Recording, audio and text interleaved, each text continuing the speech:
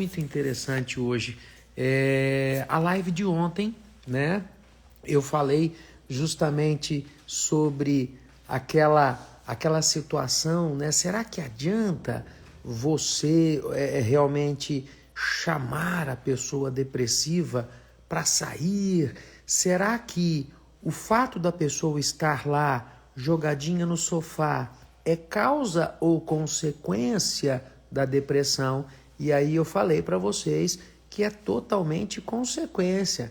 A pessoa, entenda, ela não está depressiva porque só fica lá em casa em cima da cama. Ela está em cima da cama porque ela é depressiva e ela está depressiva. Precisamos entender isso. E agora, na live de hoje, a live de ontem está no YouTube, tá? Então, não percam. Quem não viu, dá uma olhadinha no meu canal do YouTube, Professor Cássio Rossi. Galerinha, muito importante a live de hoje. Olha que interessante esse nosso tema. Você não escolheu a depressão. Você não escolheu a ansiedade, porque isso cabe também para as pessoas que sofrem de ansiedade. Só que você pode escolher o que você vai fazer da sua vida, né, daqui para frente. Você pode escolher. É uma escolha sua. Mas, professor, como que eu faço se eu estou doente, se eu estou depressivo? E aí eu lembro, eu posso usar de empatia para com depressivos. Por quê? Porque eu sofri por quase 5 anos de depressão, até o dia que eu a venci. A minha depressão foi por um infarto talânico. Tive um acidente vascular cerebral aos 37 anos de idade, com 3 filhos para criar, né? Fiquei com dor neuropática de origem central. Toda a metade esquerda do meu corpo, o tálamo é o centro regulador da dor.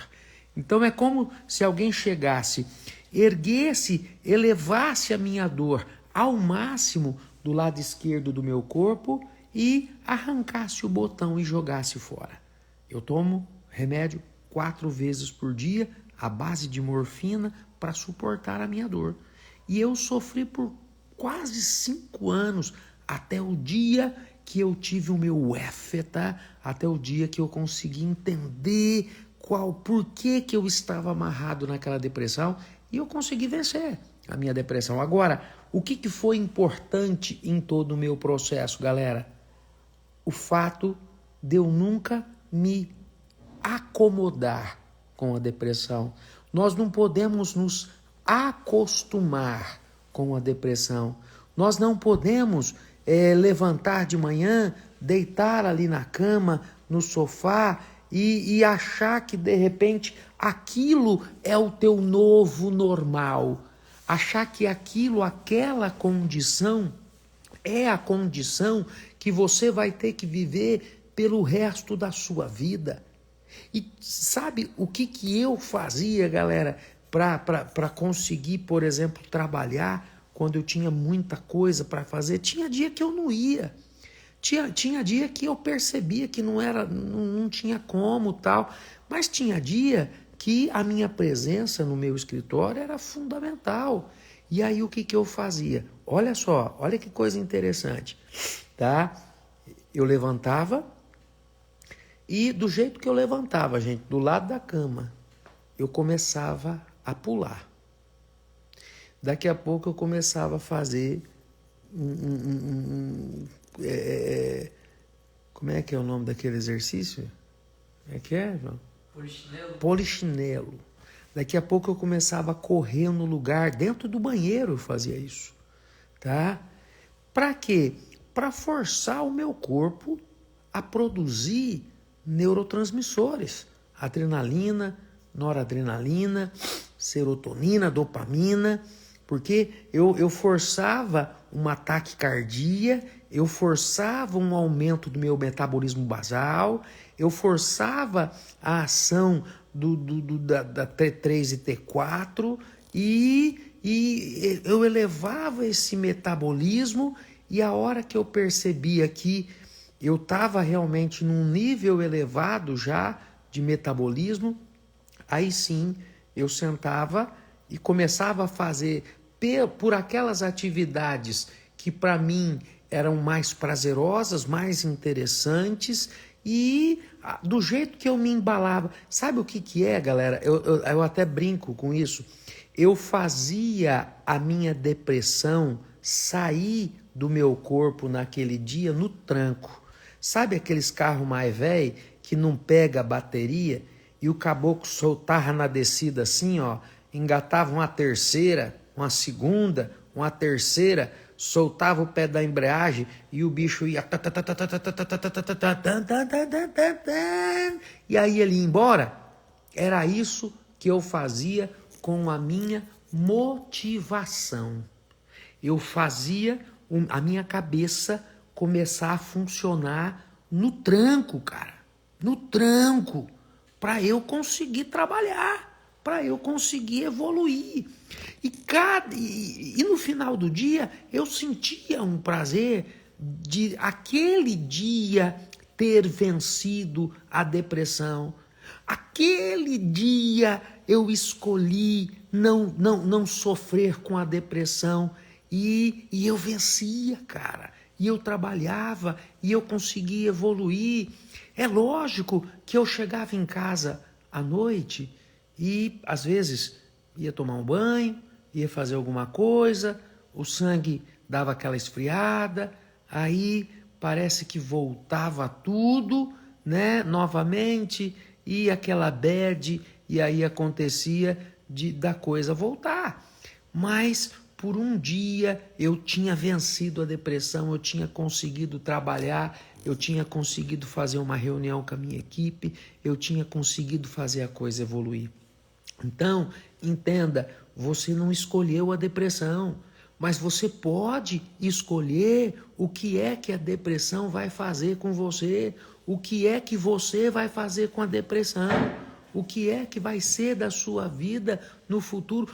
Você não está subjugado a essa doença infernal que é a depressão, o limbo da depressão, meu amigo. Então, isso é muito importante. E é isso, inclusive, galera, hoje eu tive um dos meus pacientes, das pessoas que eu acompanho na terapia, eu dei alta, né? Só que assim, professor, você é psicanalista, então você está fazendo terapia psicanalística? Não estou trabalhando terapia de psicanálise.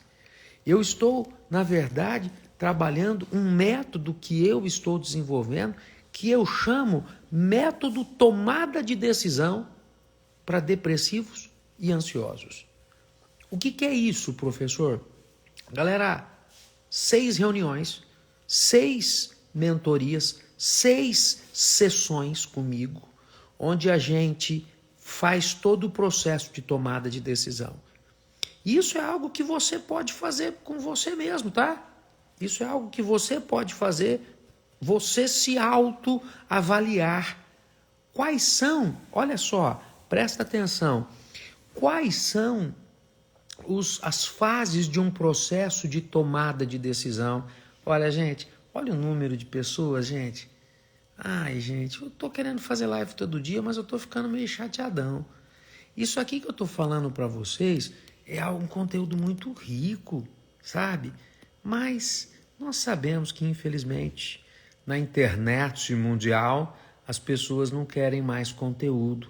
As pessoas se esqueceram que o conhecimento liberta e a falta dele gera estupidez, né? Gera ignorância, que nem diz um amigo meu, é a ignorância que astravanca o progresso, né?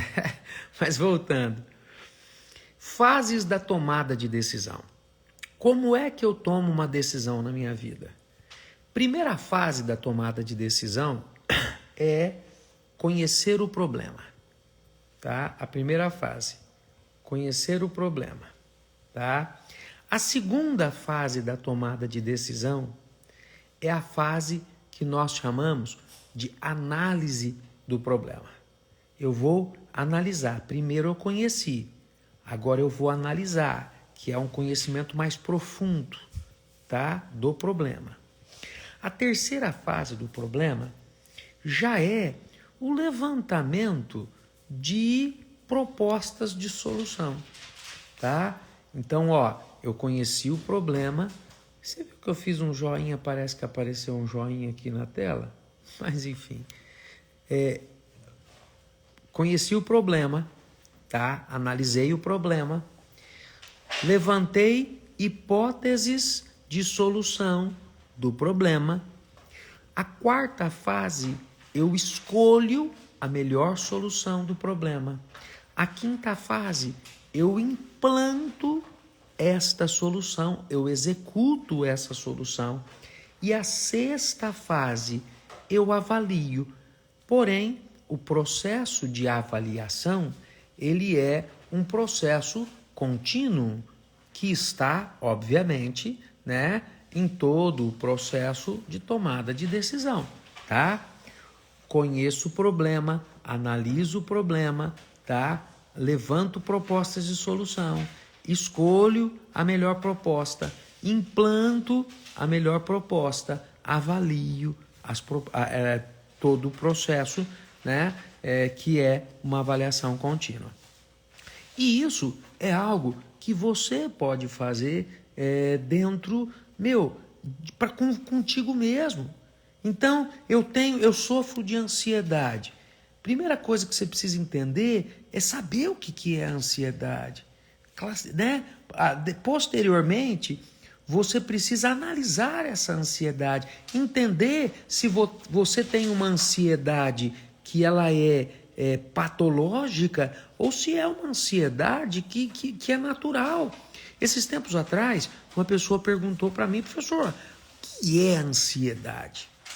Ansiedade é uma doença? E eu disse para ela o seguinte, gente, que ansiedade, moçada, é um sopro de vida que nós temos. Ansiedade é o que me joga para frente.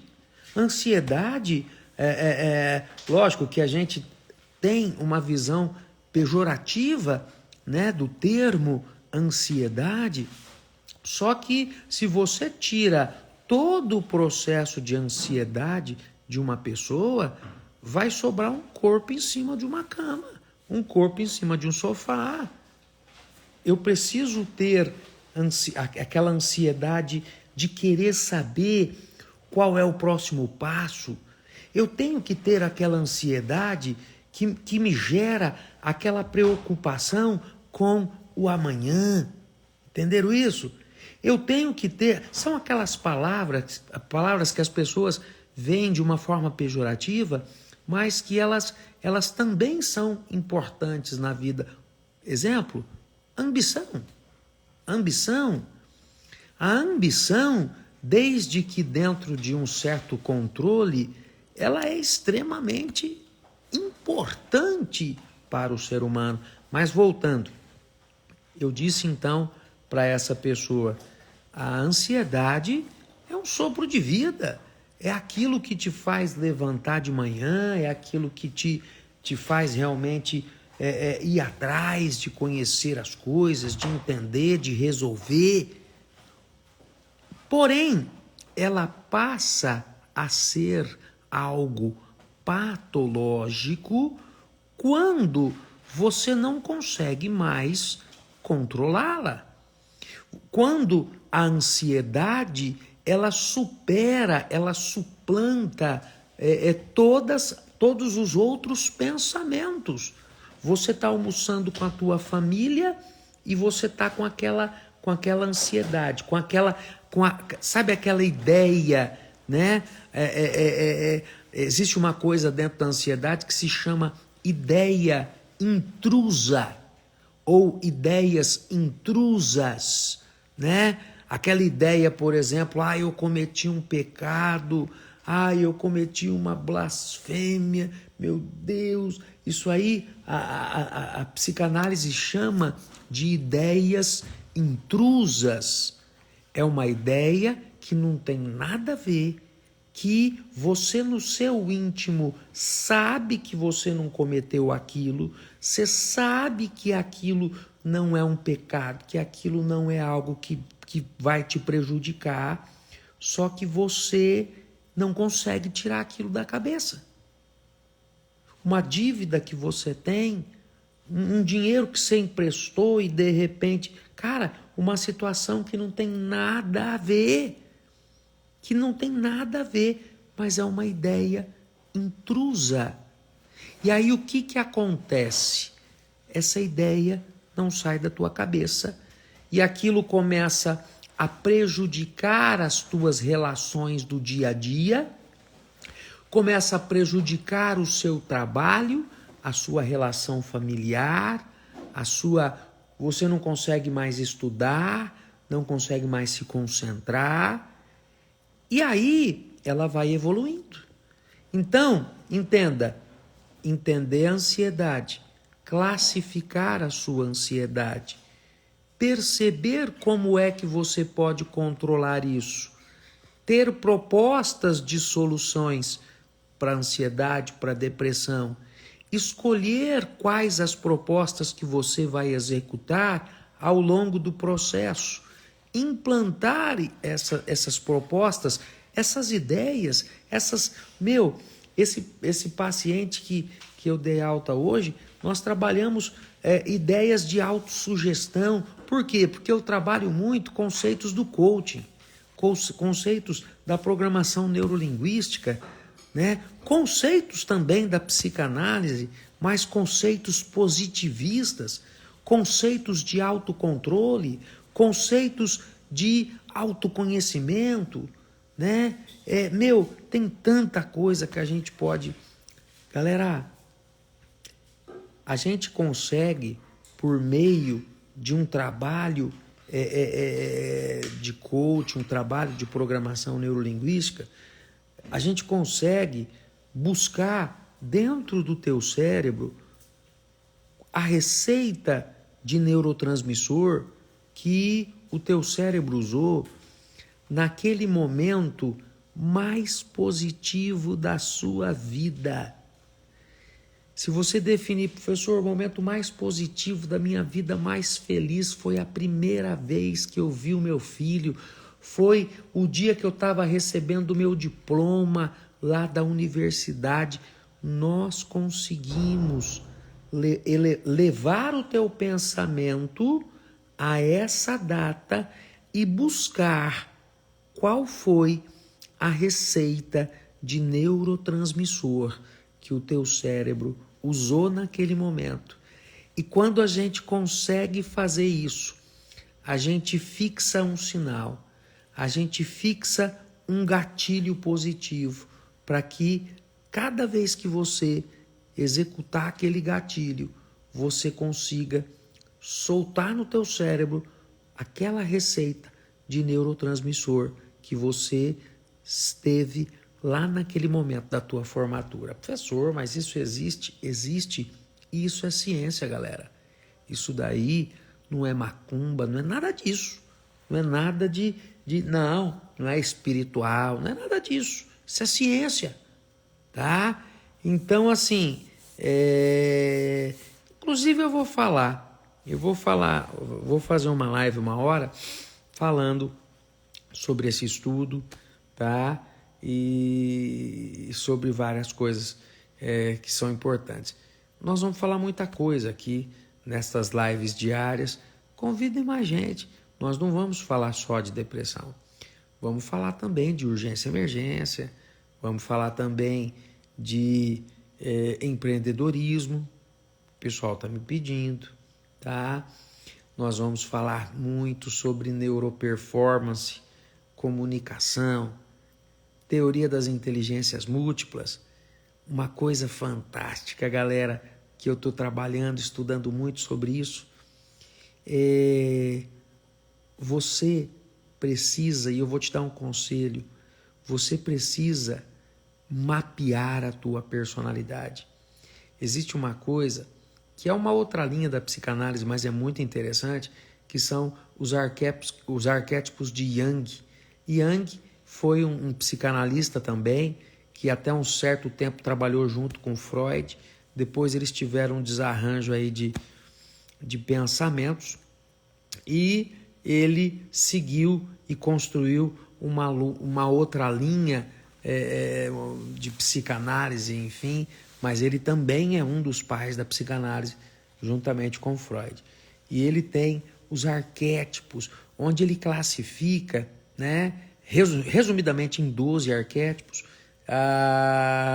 as personalidades humanas. E eu estou fazendo um trabalho muito interessante agora, que é cruzar os arquétipos de Jung com a teoria das inteligências múltiplas de Gardner, onde ele mapeia 9 inteligências. E, gente, é fantástico isso. Vou trazer para a gente conversar também em uma outra live. Galerinha, desculpem aí, acabei empolgando aqui, falando um monte de coisa loucamente. Alguém tem alguma dúvida? Querem fazer alguma pergunta? Seria um prazer incomensurável poder responder. Mas eu acredito que não, né? Eu acredito que eu falei tanto que não tem nem como, né, galera? Moçada, eu já passei da previsão dos 20 minutos. Um abraço para todos vocês. Amanhã cedo eu solto qual o tema da live de amanhã, tá bom? E vai ser sempre um prazer encontrá-los. Copia aí o link, né, do @professor Cássio Rossi, passa aí para os seus amigos, para as pessoas que vocês conhecem, indiquem essa live. Amanhã voltamos a fazer às 9 horas e espero todos vocês amanhã nesse mesmo horário. Não no mesmo, né? Na verdade, 1 hora antes. Beleza pura? Foi um prazer falar com todos vocês. Forte abraço, né? Ana Carla, Jefão, Regiane, Poliana Campos, Cristina Santos, Simone Oliveira, Suzana Pires, a Aline Albergoni, o Hoffmanson, a Geralda Santos, o Eleandro, o Gustavo, Kelly, a Ana Bacili, a Aninha, como é que tá a Ana, beleza? Enfim, todas as pessoas, gente. Azal Pereira, Clemen Galvão, Cleonice Torres, enfim, todos, Jaqueline, Renata, enfim, todas as pessoas que aqui fizeram parte desse momento, tá bom? Até amanhã, então, vamos acabar com tudo, fiquem todos com Deus e nós nos encontramos amanhã novamente. Até mais, moçada.